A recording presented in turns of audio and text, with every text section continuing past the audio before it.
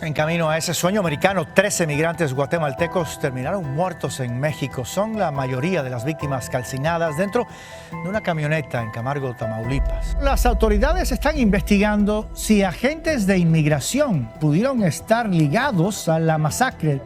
Instalaciones deportivas, un poquito más acá, y pudiéramos darle un poquito más de... Era necesario que estos jóvenes y señoritas llegaran a su natal pueblo, Santa Cruz, Comitanzillo.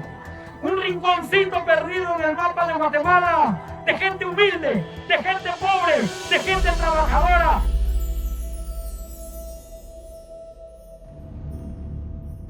Eran madres, padres, hijos y hermanos, todos unidos por un sueño. Viajaron miles de kilómetros con la esperanza de cruzar a Estados Unidos para comenzar una mejor vida, pero en esa travesía se toparon con su perdición. El 22 de enero de 2021, la comunidad de Camargo, en Tamaulipas, México, fue escenario de una masacre sin precedentes en la que 19 humildes inmigrantes fueron acribillados. En horas de la noche se dispararon más de 100 balas y, como si eso fuera poco, sus restos fueron carbonizados para ocultar las pruebas del crimen. Pero lo más horripilante de esta historia de terror es que los autores de este ataque inhumano no fueron sicarios ni delincuentes, sino policías. Pese a las llamas y la complicidad estatal, las familias de las víctimas lucharon por encontrar la verdad. Hoy vamos a adentrarnos en este ataque infame para descubrir los motivos de la brutalidad, pero también las redes oscuras que protegieron a los responsables. Porque los 19 de Camargo no eran ilegales, eran seres humanos con una vida y una familia que los amaba, y su único crimen fue soñar. Osmar es mi tercer hijo. Decidió irse para viajar allá en los Estados Unidos. El Danilo tiene 17 años cumplidos. Mi hija Dora Amelia López Rafael, quien perdió la vida, ya nunca podemos verla. El 12 de enero de 2021, desde Comitancillo, al norte de Guatemala, una treintena de migrantes humildes partieron rumbo a México. En su mayoría se trataba de hombres y mujeres jóvenes que durante meses habían juntado el dinero suficiente para poder pagar la travesía que los depositaría en Estados Unidos, la tierra de los sueños y las oportunidades. Sabían que los aguardaba una aventura peligrosa que desafiaría su resistencia, pero cada uno de los migrantes guatemaltecos albergaba la ilusión de poder mejorar las condiciones de vida de su familia. Fue así que partieron, muchos de ellos, para nunca regresar. No te preocupes, mami. En que usted está enferma, pues tengo que ayudarte, digo. Yo voy a ayudarlos, digo él. Solo cuando voy a llegar yo sí, tengo que trabajar, digo. Le voy a mandar algo, digo.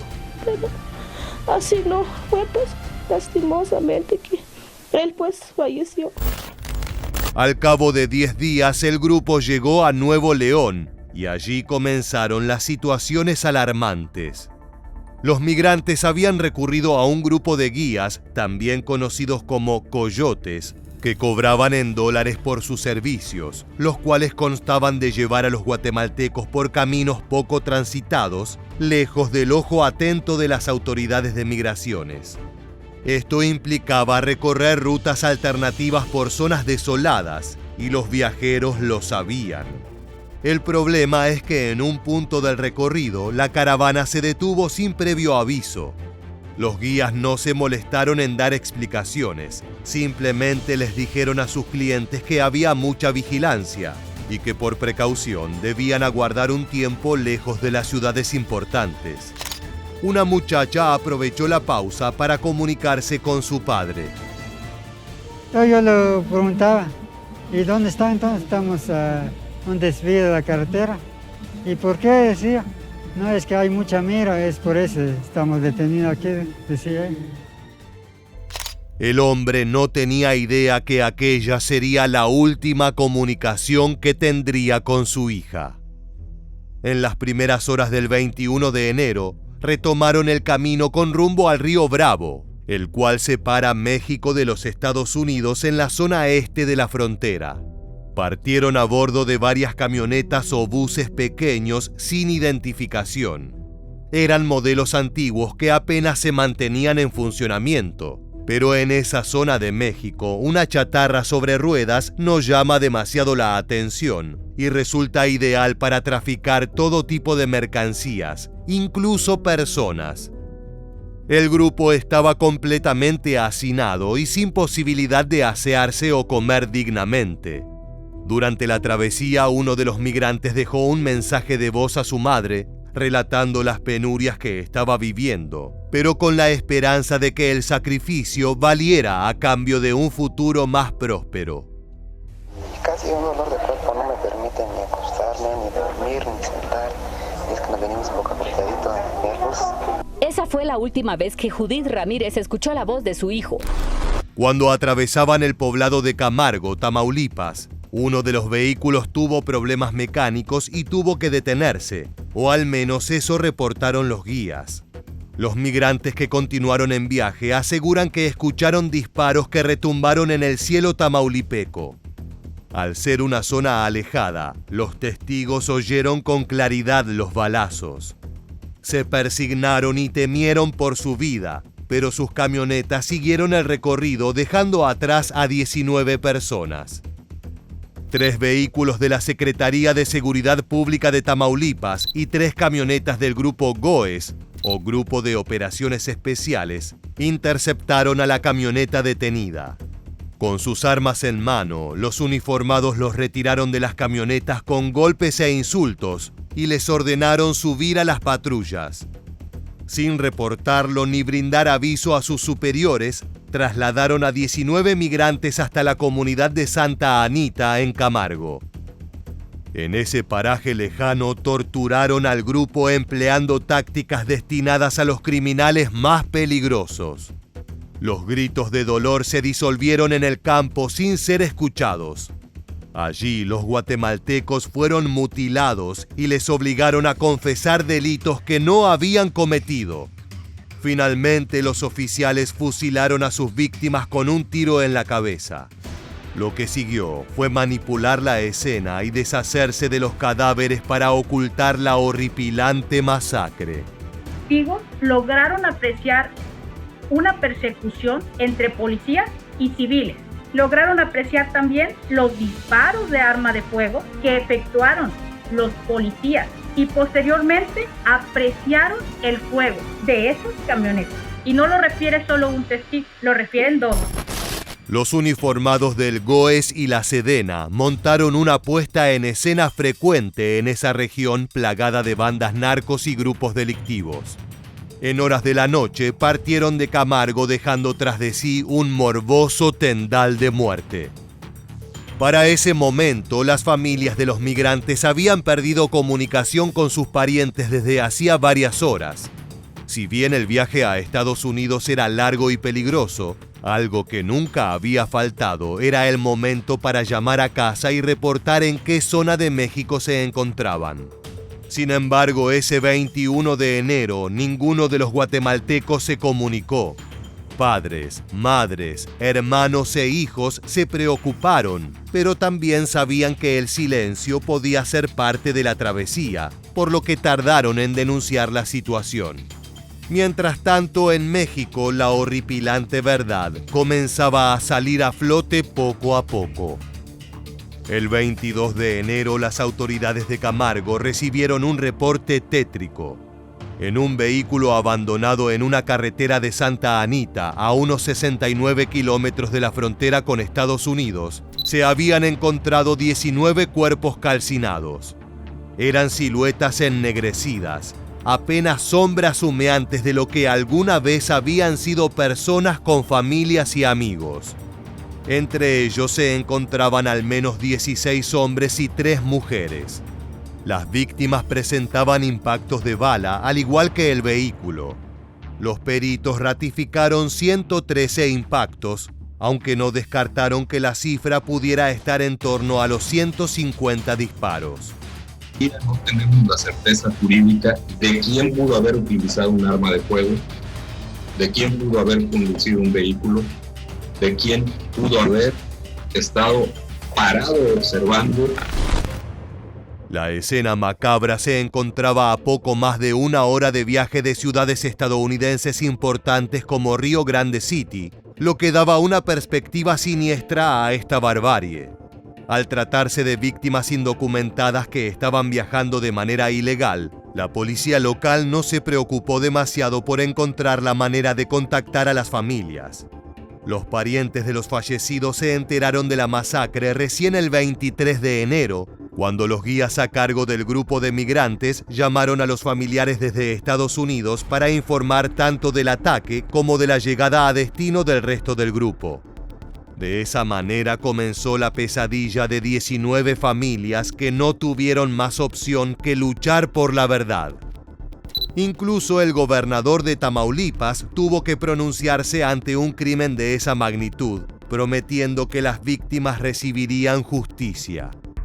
Comparto la indignación ciudadana provocada por los hechos criminales que terminaron con la vida de 19 personas en el municipio de Camargo. Como me comprometí con los tamaulipecos, no habrá impunidad.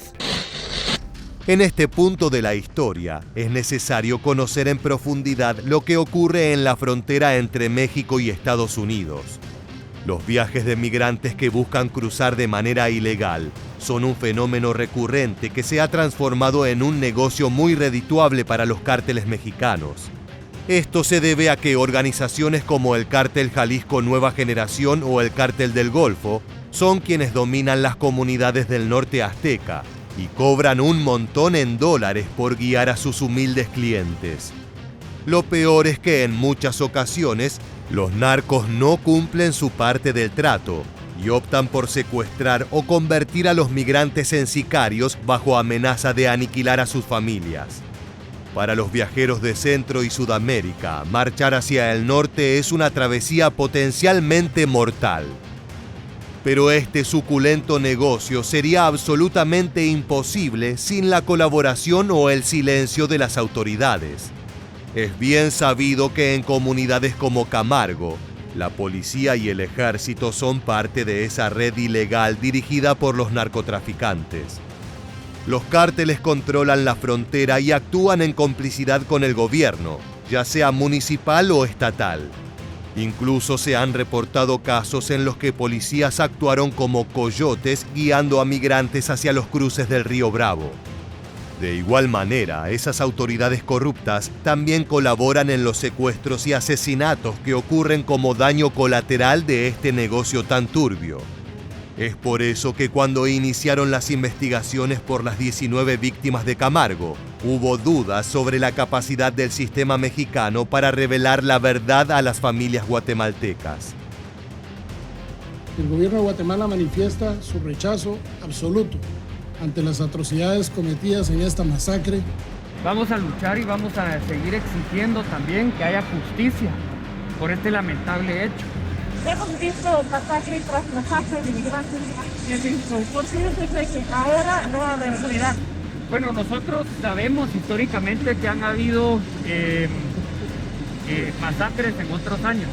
Aquí nosotros estamos agilizando todo lo que podemos, dar con los responsables de estos hechos y sentar un precedente distinto a lo que ha pasado en años anteriores. Gracias. Las familias de las víctimas eran mayormente de origen humilde, personas sin recursos monetarios para viajar a México o iniciar largos procesos judiciales contra la policía de otro país. En otras palabras, eran sujetos vulnerables, presas ideales para una fuerza policial conformada por elementos corruptos y con una brutalidad inquietante. Ten en cuenta que el violento crimen ocurrió el 21 de enero y no fue sino hasta el 31 de ese mismo mes que la Fiscalía de Tamaulipas dio a conocer los nombres e identidades de los cadáveres encontrados en esos vehículos incinerados en Santa Anita. Total indignación, no podemos decirlo de otra manera. Confirmadísimo, esto es de verdad una masacre, pero masacre en toda su dimensión. Aquí no importa, fíjate Sandy, si las personas son del Petén, son de San Martín Chile Verde, son de la ciudad capital, son de Izabal, en este caso 16 guatemaltecos originarios de Comitancillo, San Marcos, por los cuales ahora el Estado de Guatemala y nosotros aquí desde esta tribuna de La Medida tenemos que exigir todos respeto y justicia.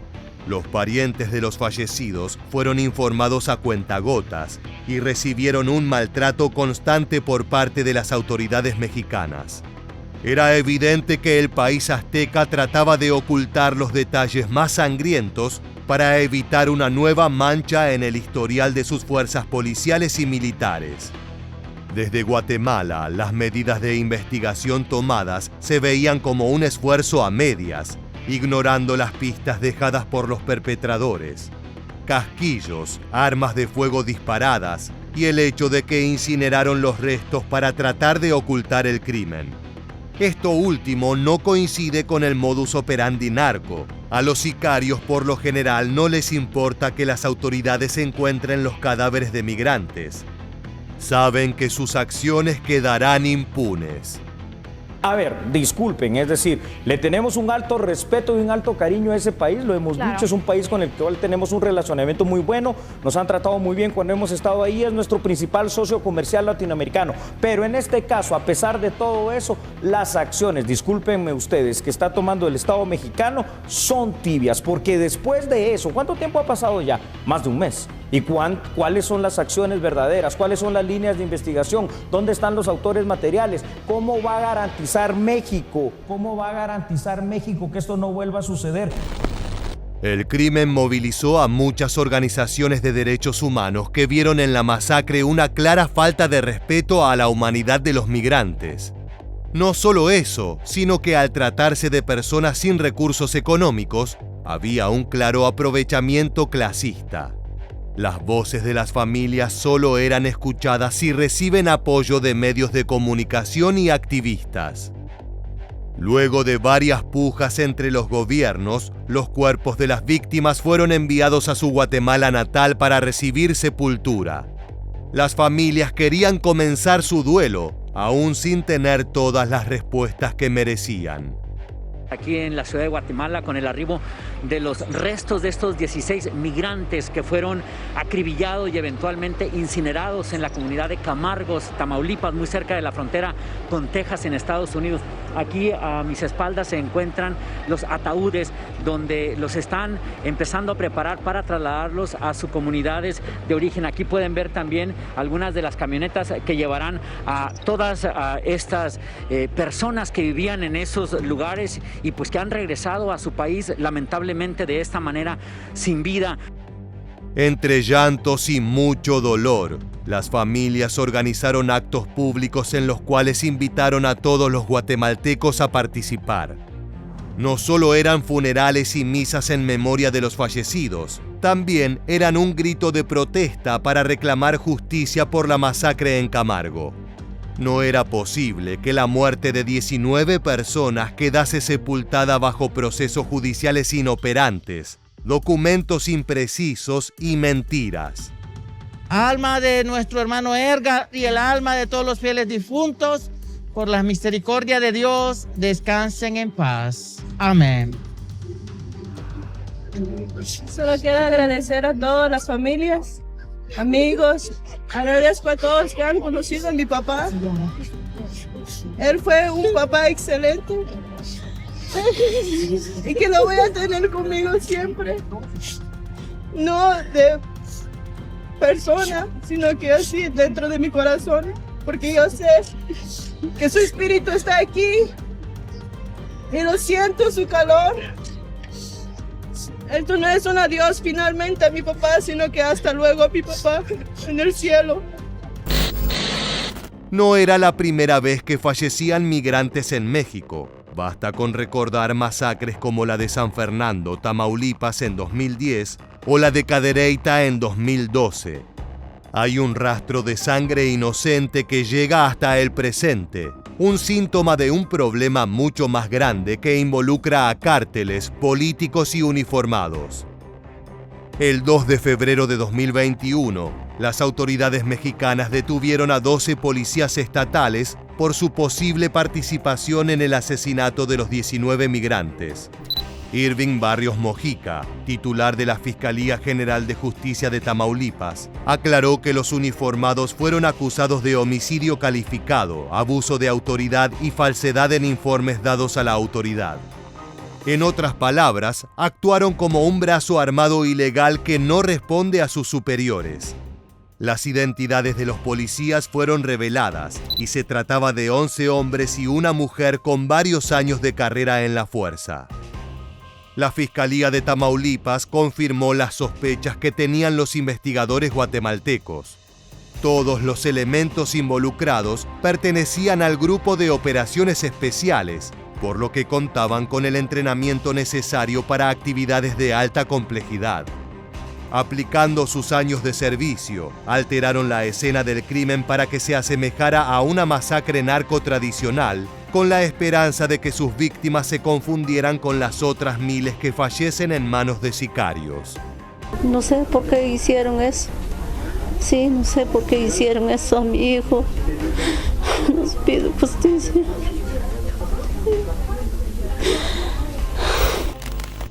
Una vez que fueron detenidos los principales sospechosos, el juicio avanzó con rapidez.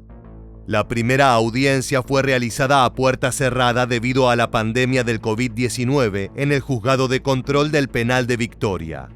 El juez permitió la ampliación del plazo para realizar investigaciones y la presentación de evidencias por parte de la Secretaría de Seguridad Pública, lo que permitió construir un mapa más detallado de los trágicos acontecimientos del 21 de enero.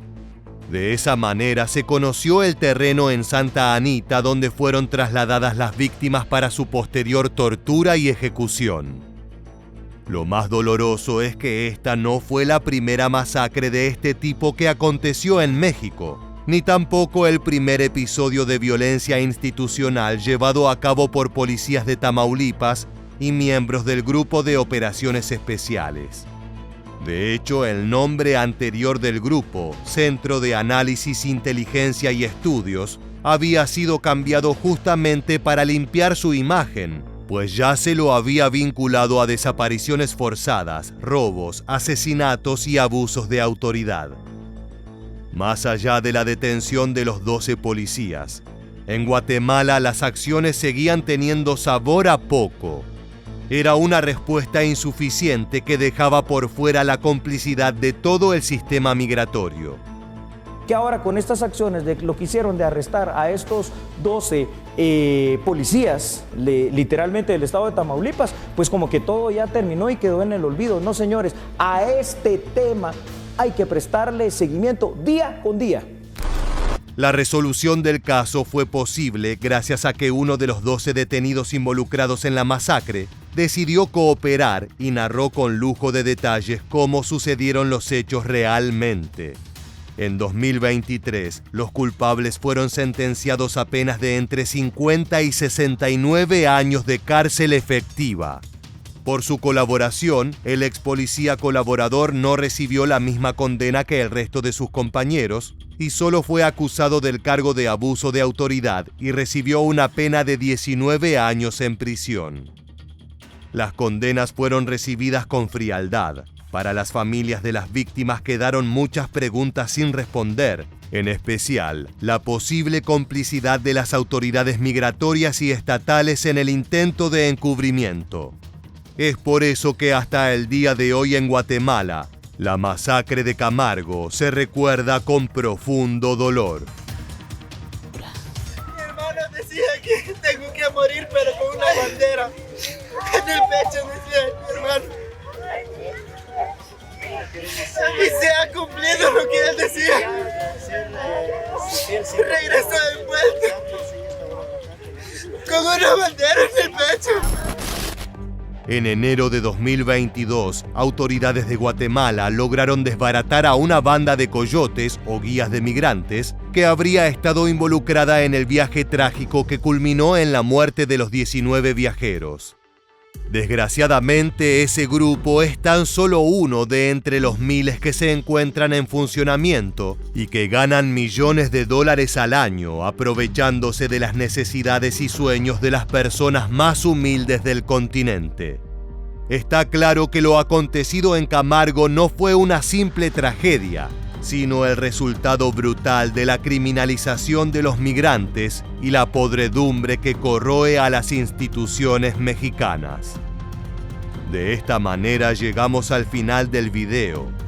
Si te gusta este contenido en el cual analizamos e investigamos los crímenes más brutales de la ilegalidad mexicana, te invitamos a suscribirte a nuestro canal. Sin más, te esperamos en la próxima entrega de Militarmente. Gracias por acompañarnos.